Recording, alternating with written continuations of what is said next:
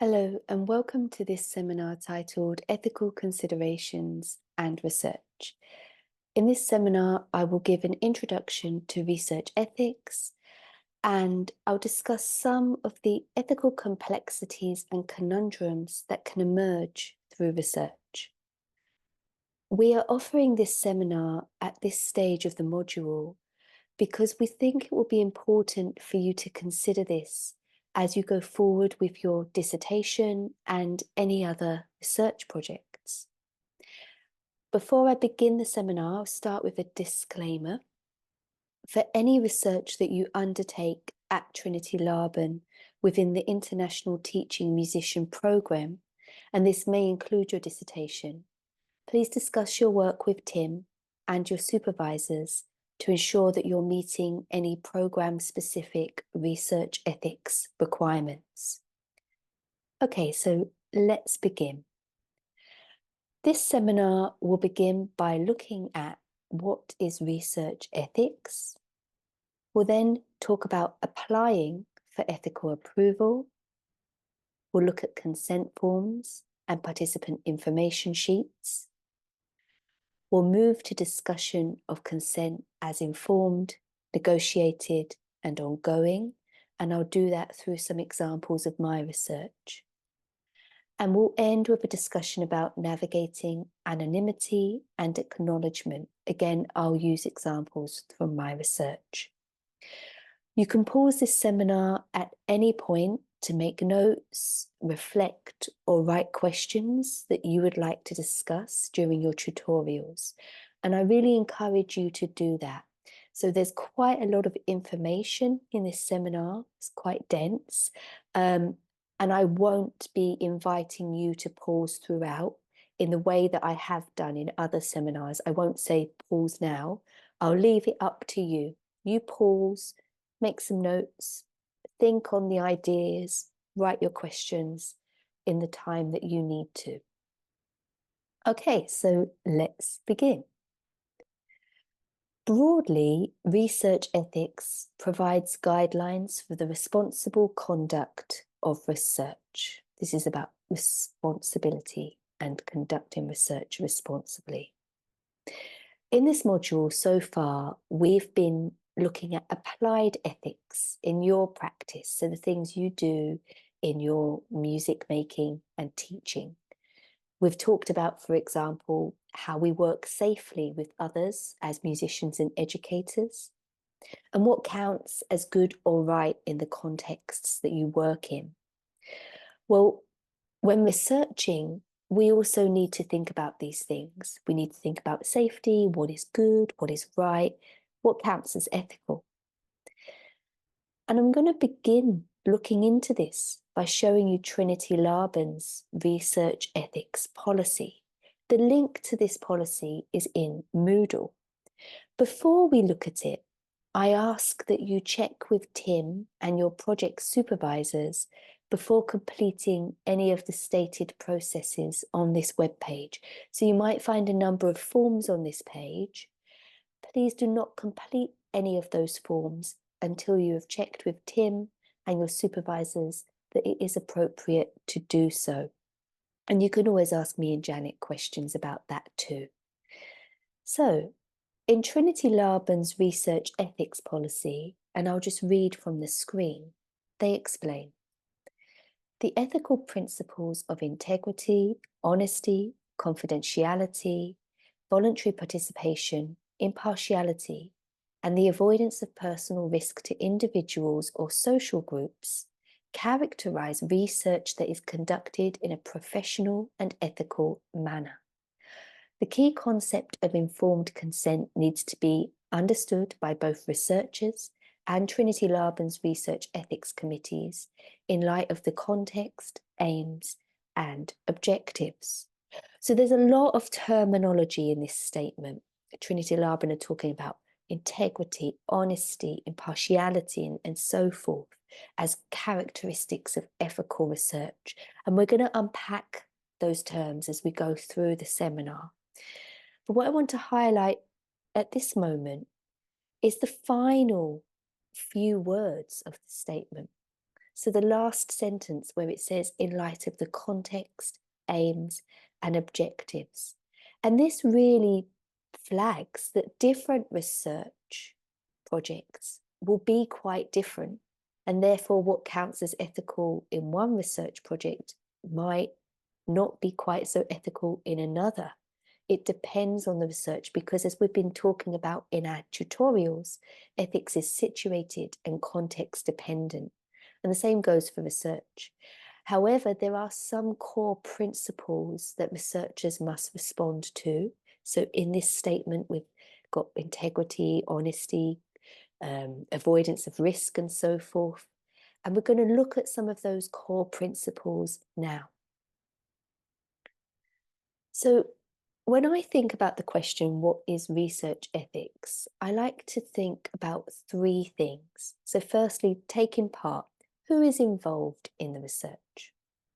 Second, constructing knowledge.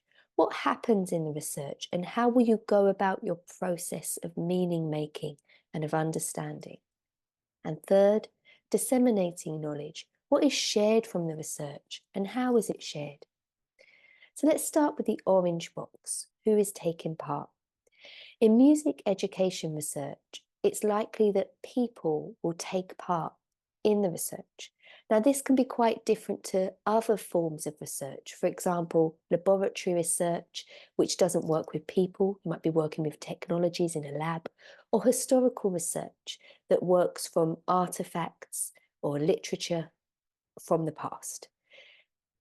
In music education research, you might draw on things from the past, but a lot of research happens in the current day with people. So that, for example, might be researching with a group of students that you're working with to consider a particular topic. Or it might be working with a band, observing them, interviewing them, or playing with them as part of an inquiry. Or you might be working as a composer and you're researching through your composition and the people that perform your works are involved. You know, there are people making the music. Generally, music education research involves people. So taking part is an important ethical consideration.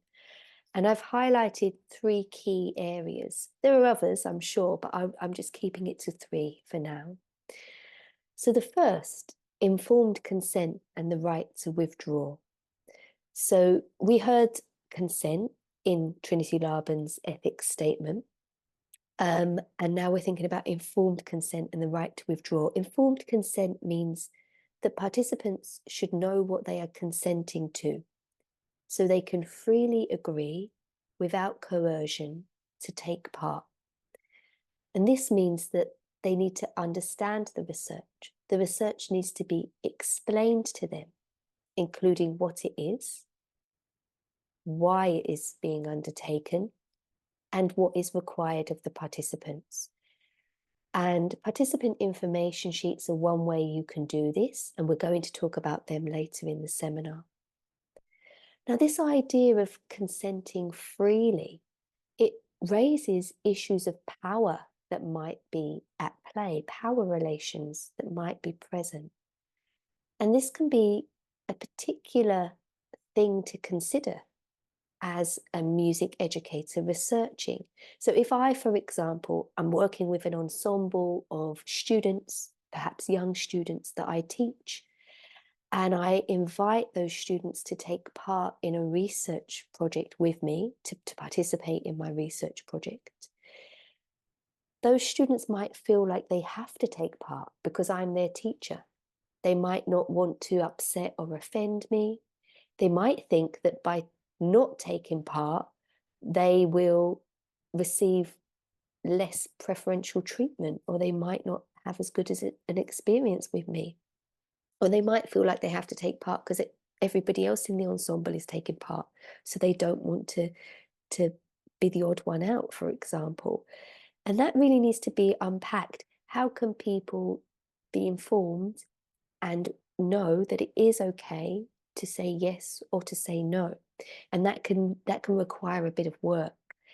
Thinking back to my PhD research, for example, I was working with a group of children in East London, a class of 30 children in year 5, to research through music making together. And I wanted to ensure that the children were opting in, because it was a class setup, so it might have felt just like a standard music class rather than a research project. And I had negotiated a separate space with the school. So we had another room down the corridor, and there were 2 staff members in that room. And children could go to that room and do some other activities if they didn't want to be part of the research. And over the year or more that I was working with this year 5 class, no child took that opportunity. No child left the music class to go to the separate space. They were all taking part. And I was worried. I was concerned that they might have felt they had to be there. And I went through a lot of conversations with the children, a lot of open conversations to say, would you like to be here? This is a choice. This is not a music class. I talked with the teachers. I talked with parent carers, but I still feel unsure as to whether everybody in that class understood that they didn't have to be there, because I was working in the context of a school. So the context is quite important. They weren't just coming along to an evening activity freely out of their choice, for example. So that does require a lot of reflection and navigation. It also highlights an important thing in that if you're researching with children or young people under the age of 18, parents and carers should be part of the consent process, and you may be required to obtain their consent too, alongside the young people's consent. Finally, in this section is the right to withdraw. So once people understand what they're taking part in, they opt in and they join the process. It's important that they have the chance to reevaluate that and leave if they want to opt out, and to know that that won't impact their treatment in any way. And that can be quite a challenge in research, because if you're coming towards the end of a research project and you're right at the point where you're going to release some writing or make a presentation or offer a video, and somebody says they don't want to be included anymore, they don't want their contribution included, that can be difficult. So you need to think about timelines where you might plot in opportunities for the right to withdraw and what that means. Finally, in this orange box, let's look at incentives. So I've raised incentives really to ask, how will those taking part benefit? What will they gain from the project? We know that the participants in the research are contributing to the new knowledge. They're contributing their time and they're there. What do they gain through the process? And it's quite typical to remunerate participants with vouchers, for example, or with money, or by offering them something that's part of the process. So young people I'm working with at the moment, as part of our research, they get studio time, and that's really valuable to them. They want to be there because of that studio time, alongside pizza. Let's go to the next pillar, which is the process. How will you go about constructing knowledge? What processes and activities will you undertake? And how might you ensure that they do no harm? How might you ensure a transparent and fair process? So fair, for example, in that you don't privilege certain participants over others. Fair in that it's a fair use of their time, a fair use of the researcher's time, fair use of the resources, and transparent in that others can see and learn from your process. To what extent might that be possible? And from what position have you taken these decisions?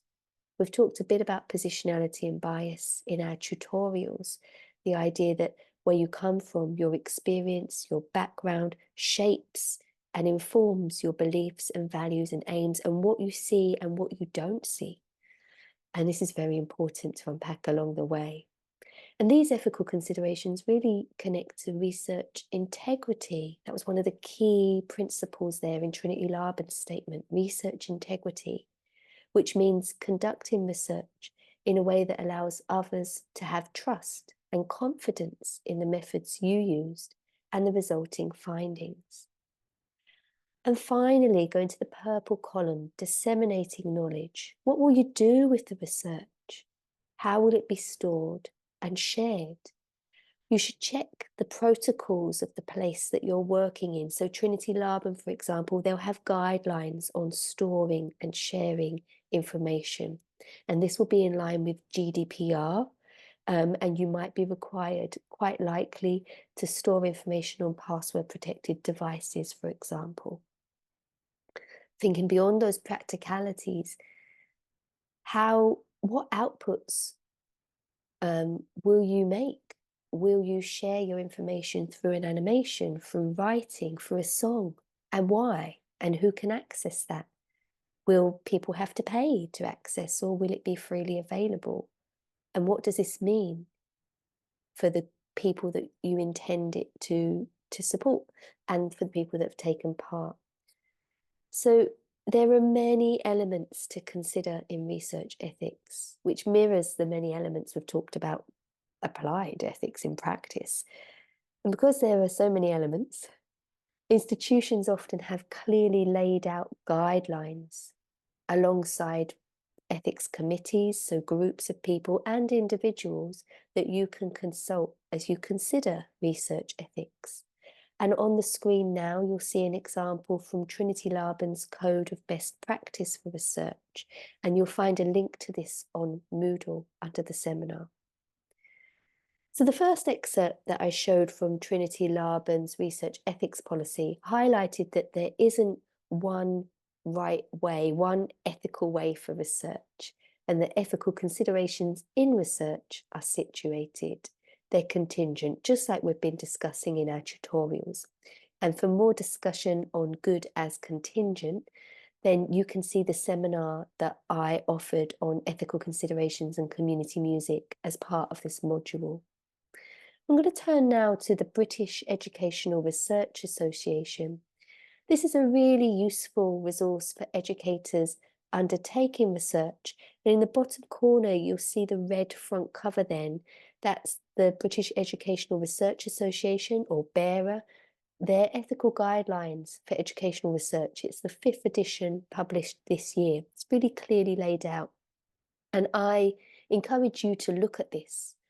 I also encourage those of you joining this seminar from outside of the UK to look for equivalents to BERA in your country. Look for equivalents of research ethics and guides in educational research from the location that you're joining, because they might have different or nuanced understandings there. So going back to BERA, they highlight the situatedness of research ethics, and I'll just read the quote on screen. Educational researchers aim to extend knowledge and understanding in all areas of educational activity and from a wide range of perspectives, including those of learners, educators, policymakers, and the public. The association recognises that the community of educational researchers is multidisciplinary and diverse in its application of research approaches and philosophical positions. Concepts such as data, reliability, validity, credibility, trustworthiness, subjectivity, and objectivity may therefore be understood and legitimately applied in different ways. Ethical review processes thus need to be conducted in an open-minded and inclusive manner. So I think this is really interesting because they're pointing to key concepts in research: data, reliability, validity, what counts as that? And that they will be different depending on the type of research. They will be understood differently depending on the type of research. And this connects to the learning that you may have already undergone or you'll be about to embark on with Dave Camlin on the Theory into Practice module, where you'll be looking at philosophical considerations of ways of being, doing, and knowing in music, which also extends to music research, I would say. So importantly here, an ethical review process is not a long list of this is right, this is wrong in a very rigid way. It's an open-minded process which considers the research ethics application in the context that it is being proposed. Right, so let's move on to the research ethics approval process, applying for ethical approval. Well, researchers are required to apply for ethical approval. Any research that you want to do through a university, conservatoire, or other research institution requires that ethical approval has been applied for and granted. This can make it quite tricky for independent researchers. So if you're researching outside of an institution, you might be thinking, well, where can I apply for research? Which body or which committee can I go to? And Helen Kara, who's an independent researcher and writes a lot on creative research methods, I have a link to that in Moodle, is setting up what I think might be one of the first independent research ethic committees. So if you're independent researcher, you can apply through this independent body. Now, all the universities, conservatoires, research institutions, and this new independent body, they'll have their own processes for applying for ethical approval. But generally, it involves submitting an application, so a form to an ethics committee. And that's Trinity Laban's process, from what I can understand. And the form is sent to a committee, they read it carefully and they consider the application, and then they may come back to you with some clarifying questions.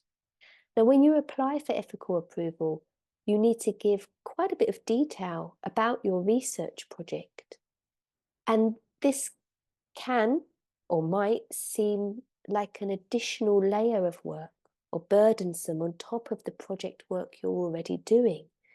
But I suggest that applying for ethical approval is a really good chance to be clear about what you're going to do and why.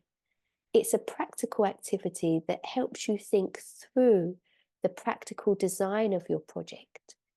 And as you do this, you'll be asked to consider questions such as, or respond to these questions: who will take part and why? How will participants be recruited? Will you why have you decided to work in this way? How does the activity and mode of working serve the inquiry? And what will it do for and require of participants? Where will the research take place? What will participants be required to do? How will their contributions be documented? Will participant contributions be anonymized or credited, and why? And what will happen to the documentation? Where will it be stored? Who will be able to access it, and for how long? Alongside completing an ethics form, you'll typically be asked to share examples of your consent forms and participant information sheets. So participant information sheets are documents, they can be electronic or paper-based, written out, although you can give the information verbally too and in other ways.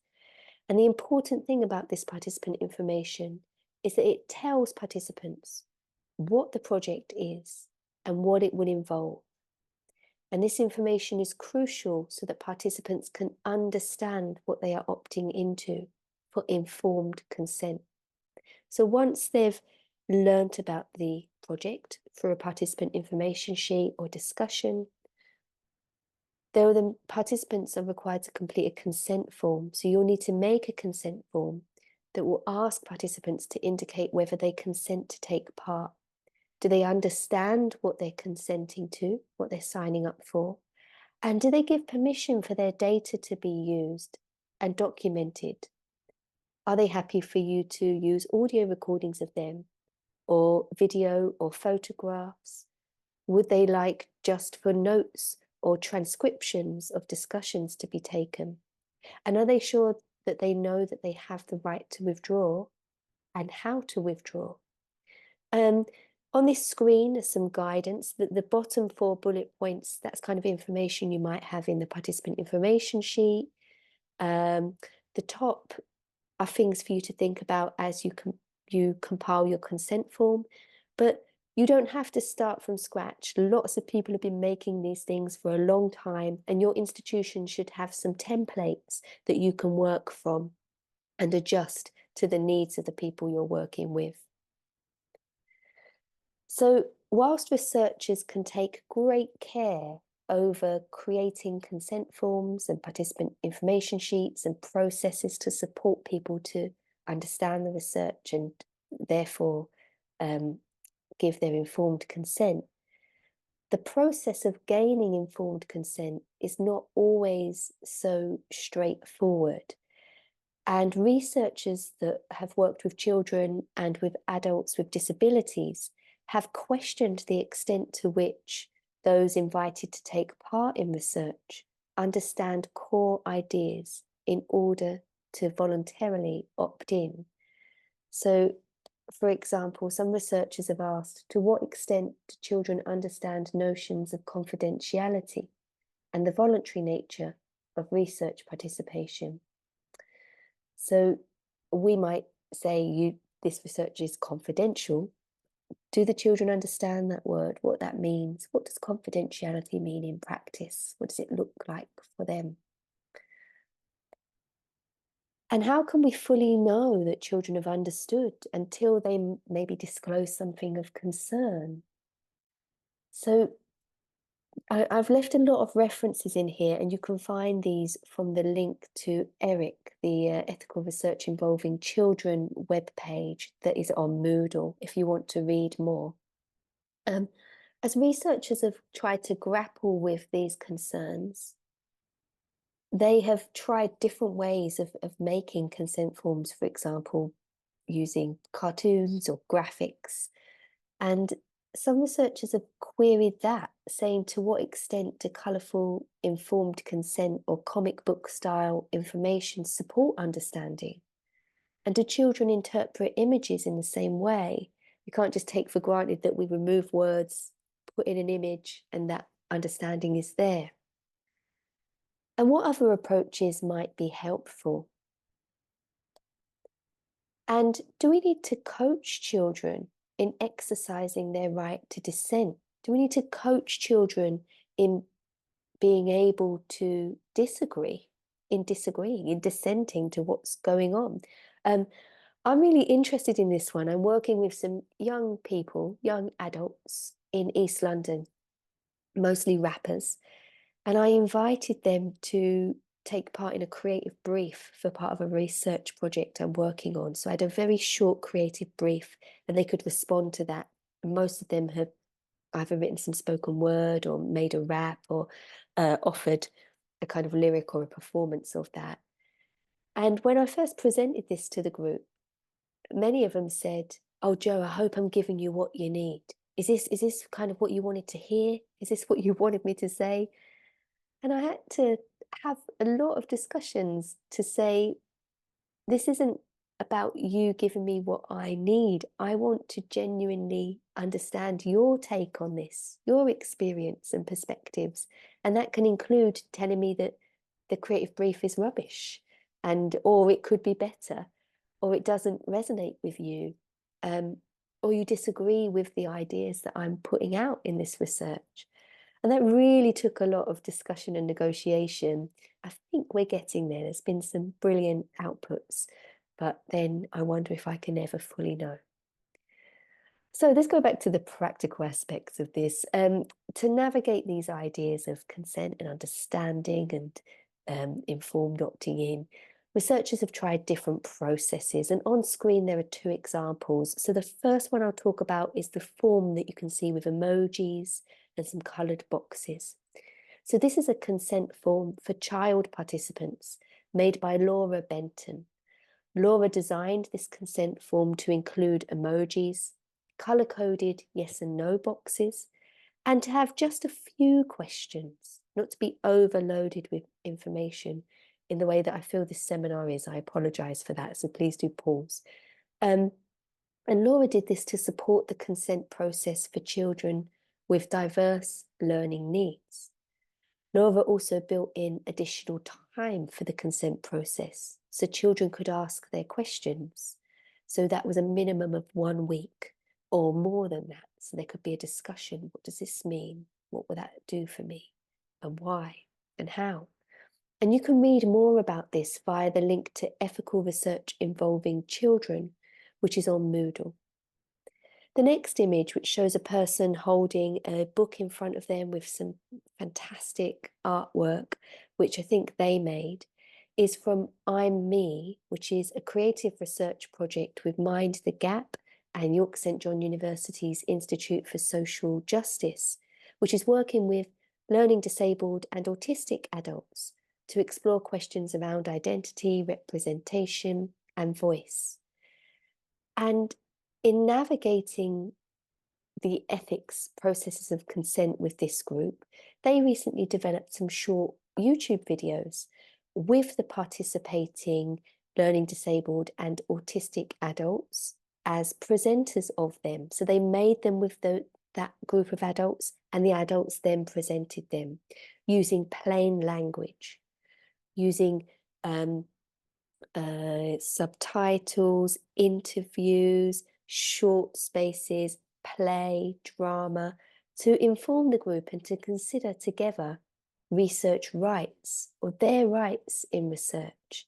And so instead of sharing a consent form or participant information sheet, they're making a video together, then sharing that video with others and talking about what that means to be a part of this research process. So thinking really carefully about your formats is important. What will work for your context and why? It's no good giving a long form to somebody that can't read it, for example, or feels panicked by that process of form filling for whatever reason that might be. So to end, I'm just going to offer a couple of examples from my research. And the first one is to consider consent as informed, negotiated, and ongoing. So in the previous slide, the consent form examples from Laura Benton and the I'm Me project drew attention to the question of how can we inform, and that consent needs to be informed. I want to move the discussion on now to talk about consent as negotiated and ongoing. During my PhD, I was working with a young woman called Lily in North Yorkshire. Lily is not Lily's real name, it's a pseudonym, so that I chose, and I'll explain why I did that. So Lily, at the start of the research process, gave me permission to use everything of hers. Lily completed a consent form and she ticked that I could use her first name, her surname, I could use photographs of her lyrics, I could use notes that I took, transcripts of discussion, video, photo, audio, everything. And that Lily was happy for me to do that. And we worked together for a process of around 18 months on and off.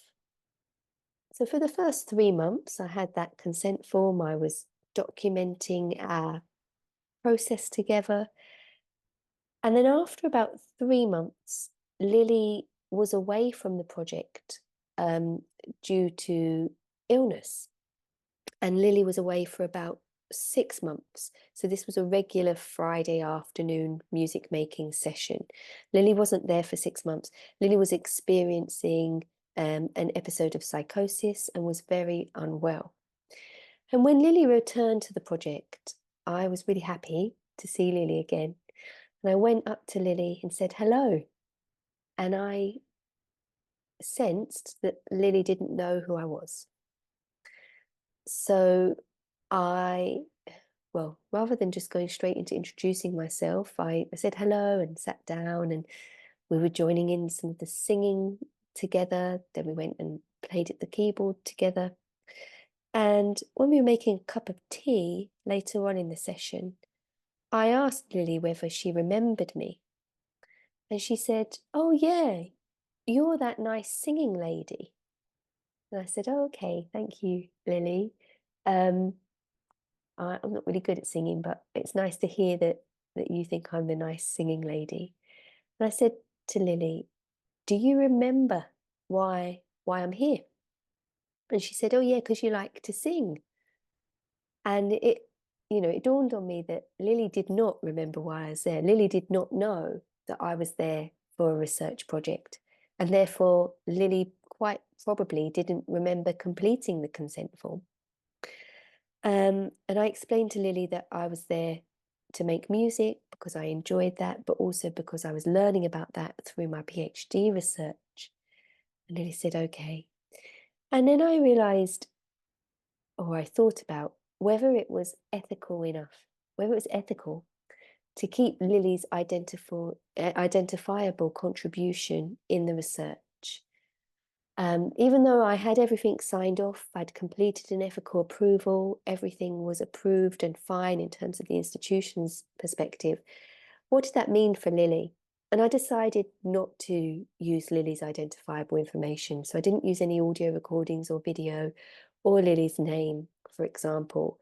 But I did include my reflection on that moment with Lily. And on screen, you can see some lyrics that Lily had written during this process. And this made me reflect on the consent form and the ethical approval process and the extent to which it might be more of a protection for the researcher and the institution than those taking part. And there are many others that have written about this. And it made me think about, whilst the researcher might have protocols designed to support ethical working, the work doesn't stop there. It's just the beginning. As education consultant Ross Brown explains, I'll read this from the screen, it can never be sufficient to tick the boxes on research ethics review approval forms and consider the matter finished. Arguably, it is only the start. This entails seeing the ethical process in a more organic way, like using a language well in real life, which does not happen in isolation, but as part of a conversational community. So this organic way that research happens in the doing. So we might have the approval, the consent forms and the participant information and all the rest of it, but it doesn't stop there. We're still thinking about what is ethical in this moment and who decides that. And it goes all the way through until the dissemination and perhaps beyond, which is what I'm going to touch on next. So the final example I will discuss considers anonymity and acknowledgement in research. So as I mentioned earlier, traditionally, anonymity has been prioritized in research with the understanding that participant anonymity, and this means that either the project doesn't collect any identifying information about participants, for example, their names or email addresses, or the project does not link individual responses with participant identities, the idea is that this safeguards the participants and may support them to contribute more openly. However, like many ethical considerations, anonymity is not so straightforward, particularly for audio and visual data. And as a music education researcher, a key concern for me is issues of representation. So in my research, as I've mentioned, I make music, songs, videos, and so forth with children and young people. And to what extent is removing their image from that, removing their voice, their audio from that, okay? For example, the researcher Nut Brown argues that the pixelation of photographs of children may represent a further crisis of representation, and that this can be an example of the othering of young children in research. And I too share these concerns about the erasure of children and young people in research, and particularly the erasure of marginalized individuals and communities in research. I think that's why I drew on the I'm Me example, because it has learning disabled and autistic people visually in the research process as part of those YouTube videos on researcher rights. Another complication is that people might want to be actively acknowledged and credited for their contribution. So in the Trinity Laban ethics policy, research ethics policy, they talk about the importance of crediting, and for music making, making creative artifacts, crediting is important. Apologies for that, my laptop is failing. So, returning to the quote by feminist researcher Gordon, they problematize anonymity by asking, why should I want to be anonymous? And they talk about anonymity as a form of silencing, which I really resonate with. I've talked to you about being a community musician before, and a lot of the work is about, listening to people, hearing people, providing platforms for people. And this idea of silencing feels very problematic to me. So I am often interested in crediting people for their contributions. However, it is really complex and tricky. The young artists that I'm working with in East London, the rappers, for example, some of them have managers and they've created raps that they want to release as part of their professional stuff. But we're also thinking about using it in the research and how much of that is shared in research before it's released in the public, and what does that mean? And then also thinking about crediting people where there might be concern for their safety. And I've talked about that with the Lily example. So it's not as clear as, you know, anonymity is good, it safeguards, or anonymity is bad, it silences, or crediting is good, it allows people to be heard, or crediting is bad, it can have safety implications. There's a lot of in-betweenness and complexity there that needs to be navigated in the context of the work. And then finally, a further complexity is the digital afterlife of digital products that are put out there on the internet, through social media and so forth. And Blum-Ross, it talks about ethical challenges associated through lack of awareness that the product will have a digital afterlife.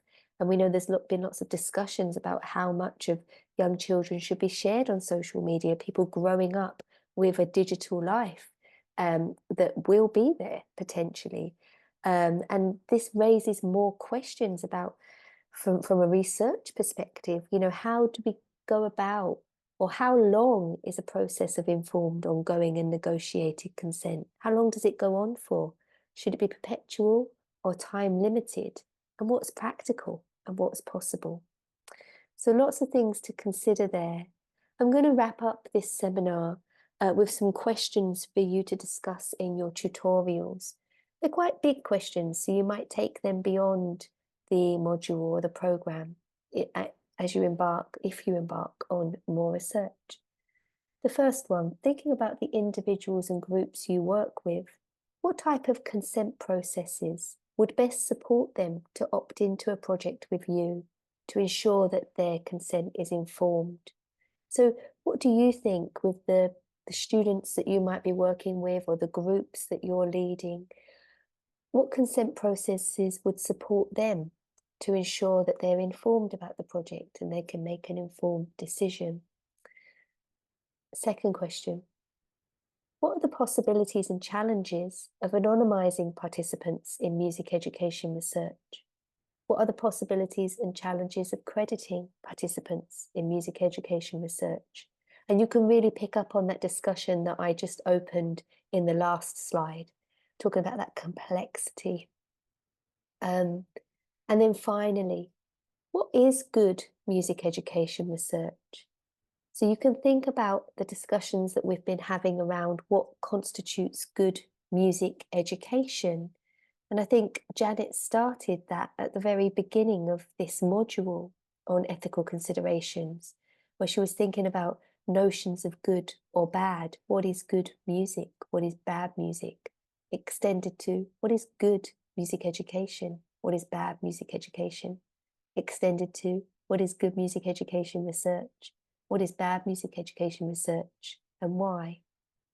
And what aspects of good music education overlap with good music education research, and what aspects are distinctive? Like I say, these are big questions, but I do encourage you to spend some time reflecting on them. And finally, there's just a few resources that might be useful. So we've looked at the BERA Ethical Guidelines for Educational Research. This is the 5th edition published this year. The link is on Moodle. I do encourage you to consult that. And then I mentioned Helen Kara. This image in the middle is the book cover of Helen Kara's Research Ethics in the Real World. Helen Kara is the independent researcher that set up an independent ethics committee that I discussed earlier. Again, the link is on Moodle. And finally, NSPCC Learning have some really clear guidelines written in quite plain language, very accessible, on researching with children, and some ethical and safety considerations. Again, the link is on Moodle. There's the references. And thank you all for listening. Again, if you have any questions, you can email me at j.gibson@trinitylaban.ac.uk. And before you embark on any ethics processes at Trinity Laban in connection with the Teaching Musician programme, please check in with Tim or your supervisor first. Thank you and see you soon.